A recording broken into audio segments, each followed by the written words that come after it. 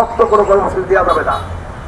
আমরা কাপড়ে কাপড় পরে পুরোটাই কর্মসূচি দিয়েও কিন্তু আমরা পুলিশের সাথে মারামারি করে মারি খেয়েছি।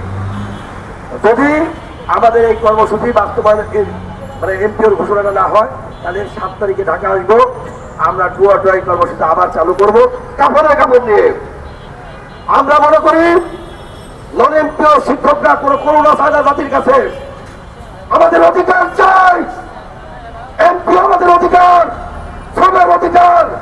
আমাদের এই সরকার আমাদের এই জাতিকে আমরা যে মেধা দিয়েছি, এই মেধা আমরা পারিশ্রমিক চাই, এটা আমাদের অধিকার।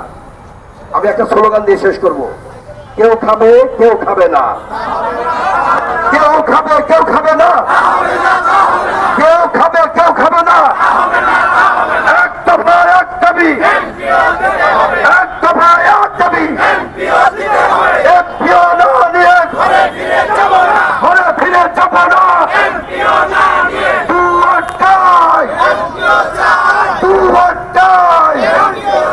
ধন্যবাদ সকলকে।